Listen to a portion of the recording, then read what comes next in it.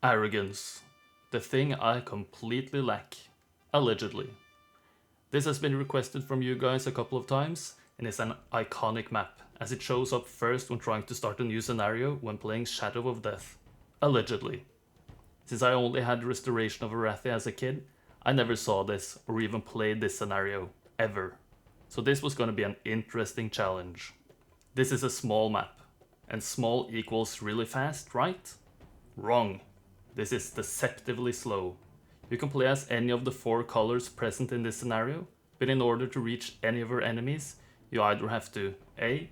Beat 2 tier 5 creature guards to go through the Subterranean gate, which is obviously easier said than done, or B. Sail across a tiny river, which takes a minimum of 3 days to board, sail across and disembark. So yeah, it's kinda slow. This is an extremely resource-rich map, if you're fast enough.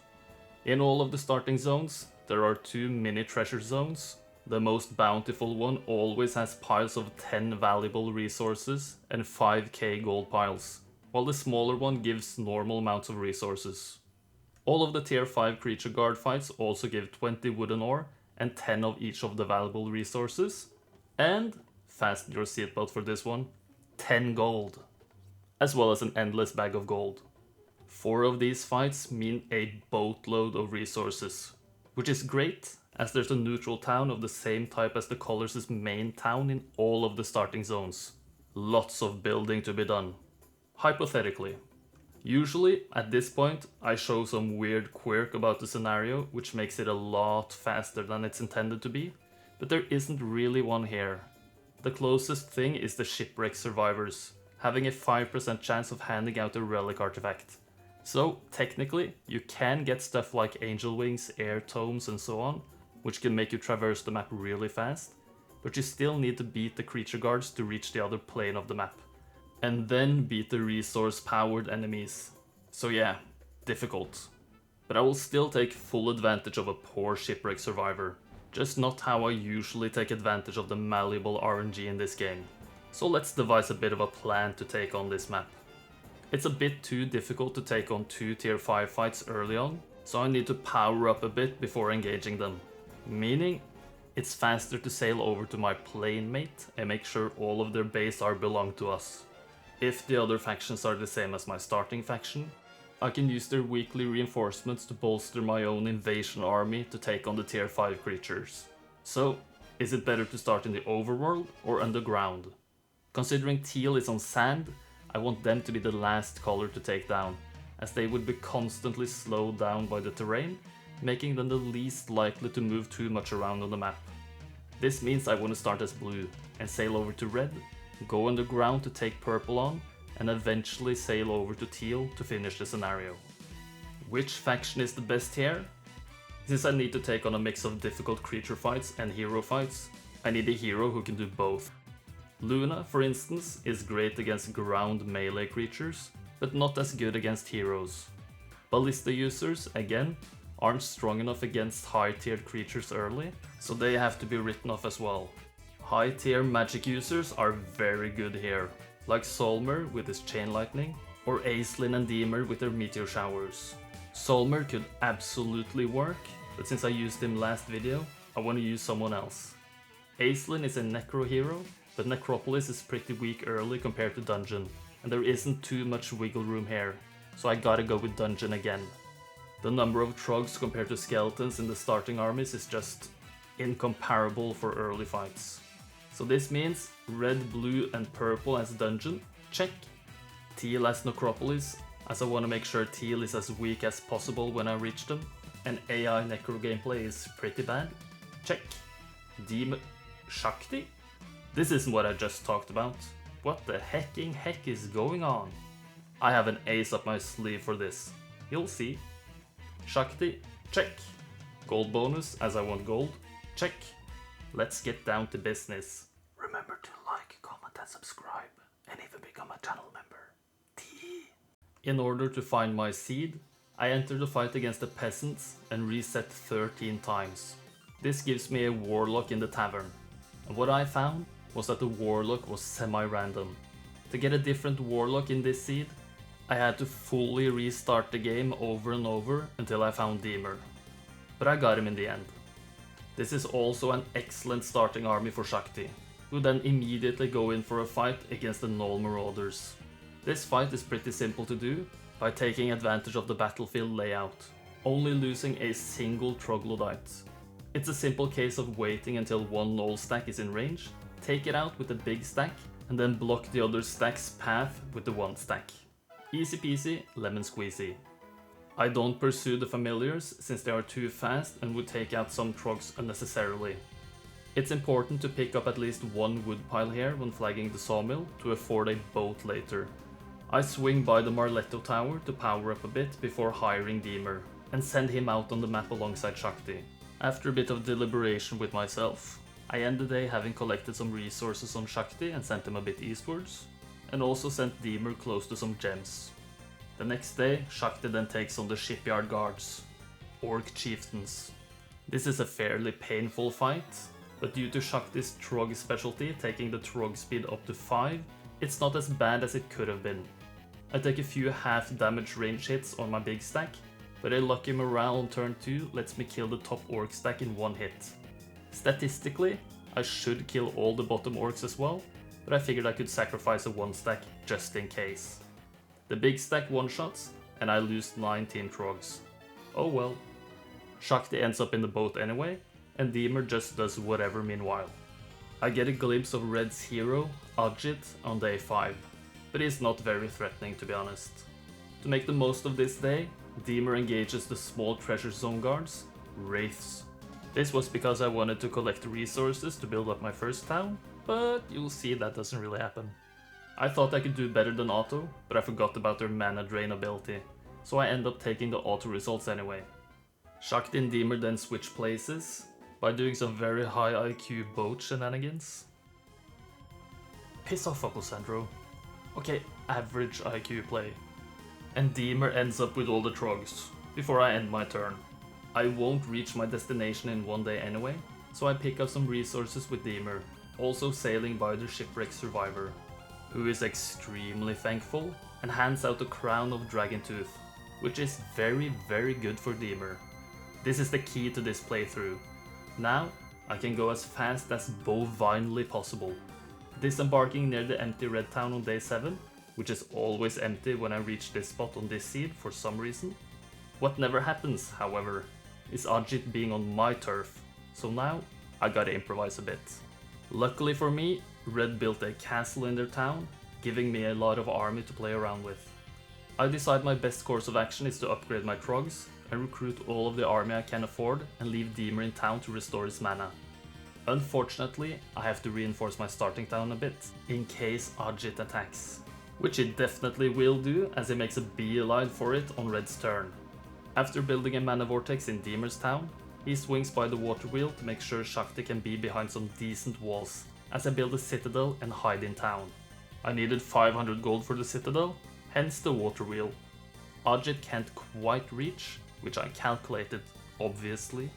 For some additional funds and XP, I take on the crypt with Deemer, which is a fairly straightforward fight. I lose 3 trogs to the 5 whites, but none of the other creatures can reach before I take them out. So it's a case of just hitting whatever is the biggest immediate threat, and eventually win the battle with only the 3 trogs lost. Easy peasy. Another slight detour to the star axis for some extra oomph in Deemer's showers, and is ready to take on the tier 5 Subterranean gate guard, Master Genies, on the next turn. The crypt cache also lets me just about afford a castle in my main, which I build, but I also trade some resources for gold to recruit a few creatures, just in case. Ajit attacks, auto loses. Pathetic auto. Take a look at my incredible strategy in this battle. Watch and learn, kids. I just hide in the corner behind the walls, as ranged units do less damage due to the wall obstacle penalty, so I just stand there, menacingly, for a bunch of turns, just letting the arrow towers do their thing. Eventually, the Medusas run out of shots, and this is just a done deal at this point. 8 rounds of doing nothing ends up with a strategic masterpiece of a win. Well done me. This also means Red is vanquished, 1 out of 3 down, and it's back to resource collecting for Shakti. On Deemer, I put my shooters as far away from each other before taking on the genies. I value the beholders over the Medusas, as I have way more beholders and they have more shots as well. So the Medusas, they're on their own. Thankfully, Master Genies often waste their turns casting instead of going on the offensive, which gives me a lot of room to play with here. One meteor shower kills 5 genies per stack, which is quite good, and I start positioning my valuable stacks at the bottom, while also using whatever range shots I have. The genies take out a bunch of Medusas and Harpies before I have the chance to move again. The Harpies finish off a 1 stack before I inflict a bit of friendly fire, sacrificing my Medusas to the Blood God in a lethal shower incident, and finishing off the 2 stack with my Beholder shot. The big Genie stack wreaks some havoc with the morale, but since my big Trog stack was nicely hidden, nothing of value was lost, and I can start inflicting some massive damage after taking retaliation with a Trog 1 stack. A couple of retaliations later, and all of the Genies have been taken care of. Decent fight, and I get a couple of level ups, as well as the resources I was talking about earlier. I also have a lot of mana left for tier 5 fight number 2, which is against Pit Lords.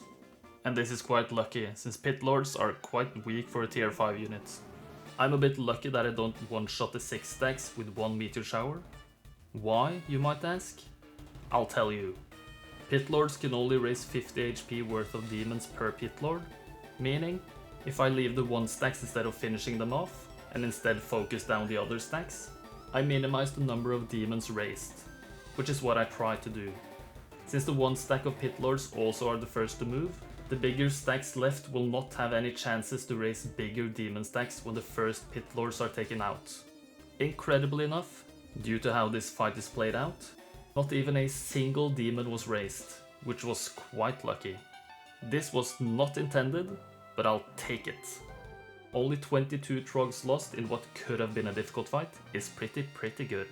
Afterwards, I sent Deemer north and hired Damacon in what used to be Red's town.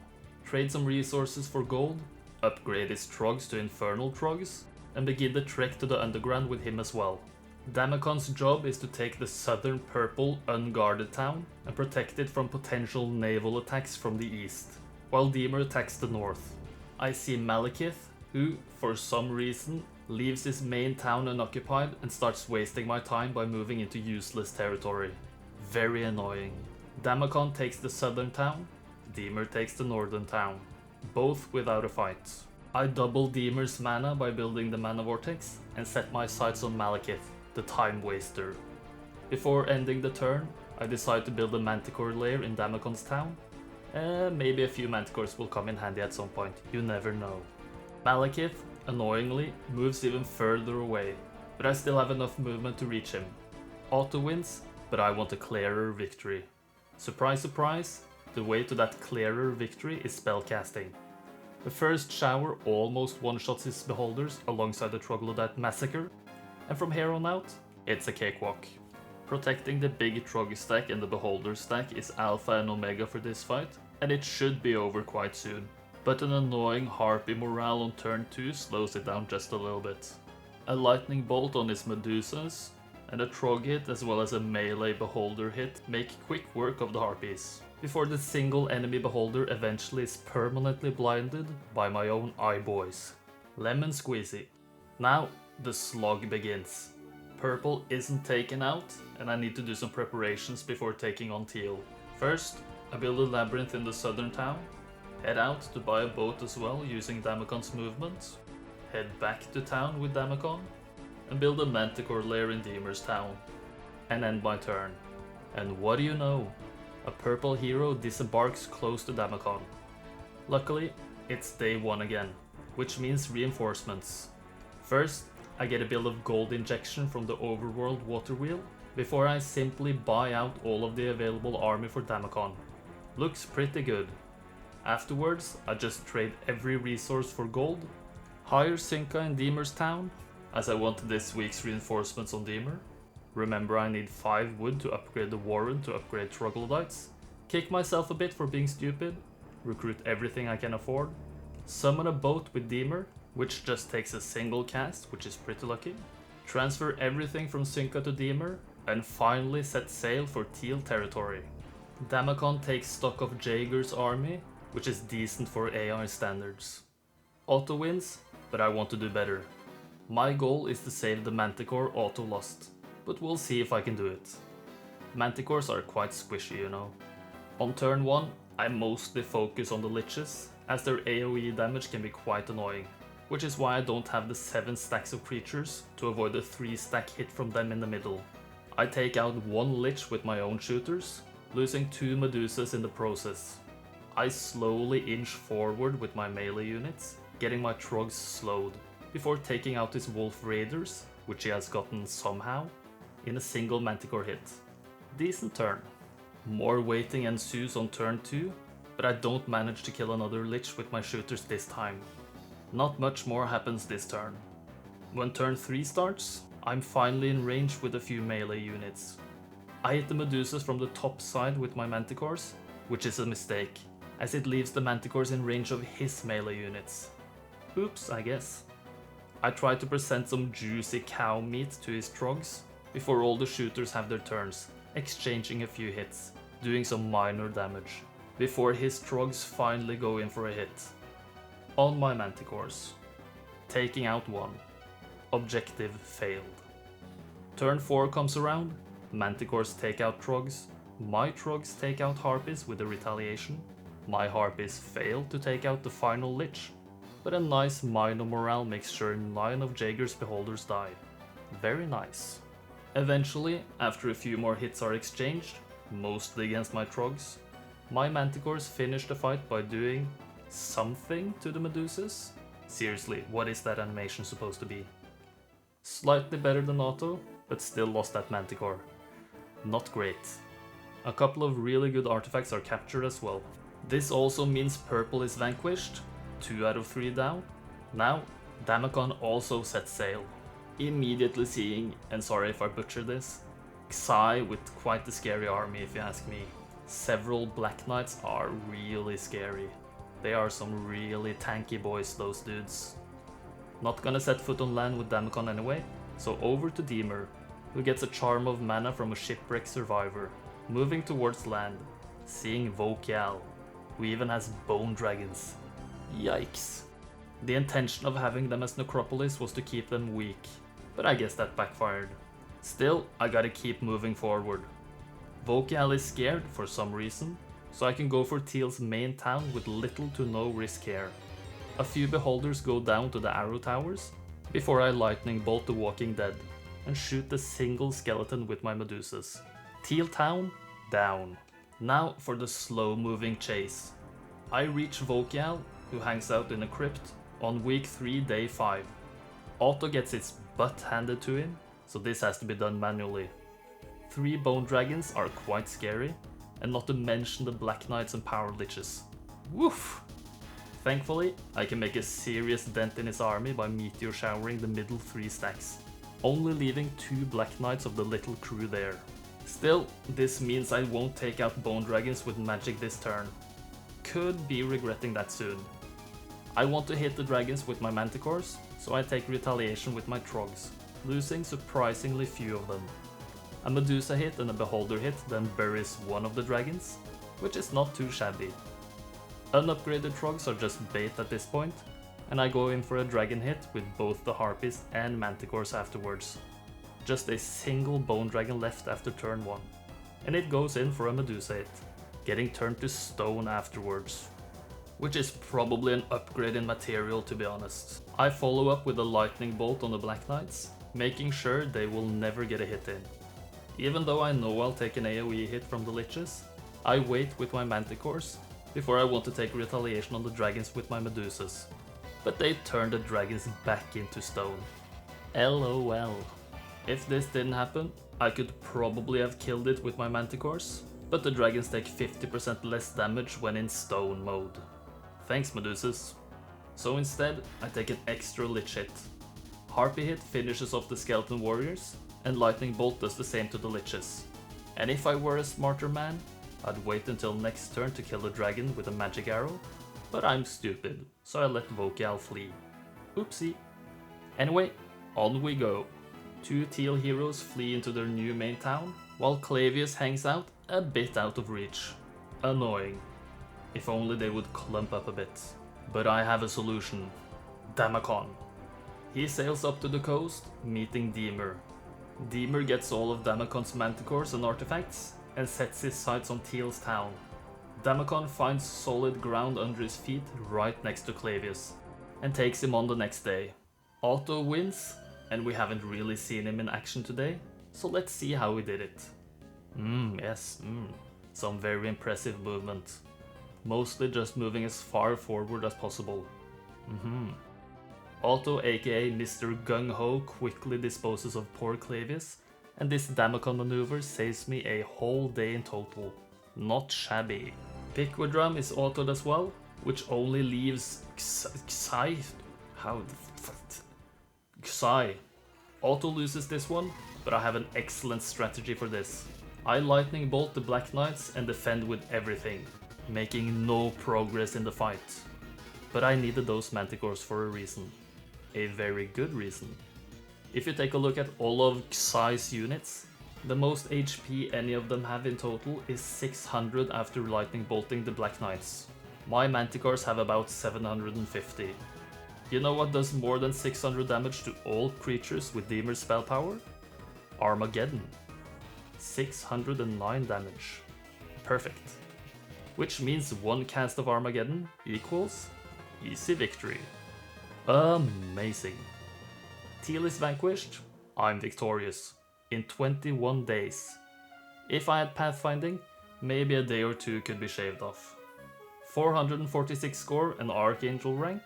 The usual business. I set a goal of less than a month when I started looking at this map seriously, and I suspect it's very much possible to do this faster with some strategy I haven't found, but I'm still very happy about this. Since I can't really control how the AI moves in the later stages of this scenario, it becomes a bit high variance, which means there's probably some world where maybe the AI would move more favorably for me.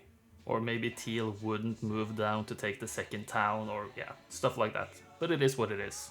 I hope you enjoyed watching this, and if you did, please leave a like, comment and a subscription.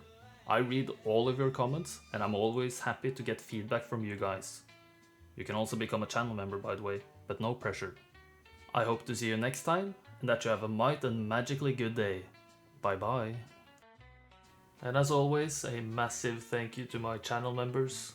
Onufry, Sebastian Kopacz, Manajarmer, Running Skull, Chaos, Dante, Dovid, Original Lamester, Alexanders, who I forgot to put in the picture last time, I'm sorry about that, Milkman, Matt Age, Seal Oil, Anubnimus, Radnosorth, Lika, Rick Vishaupt, and Escubani.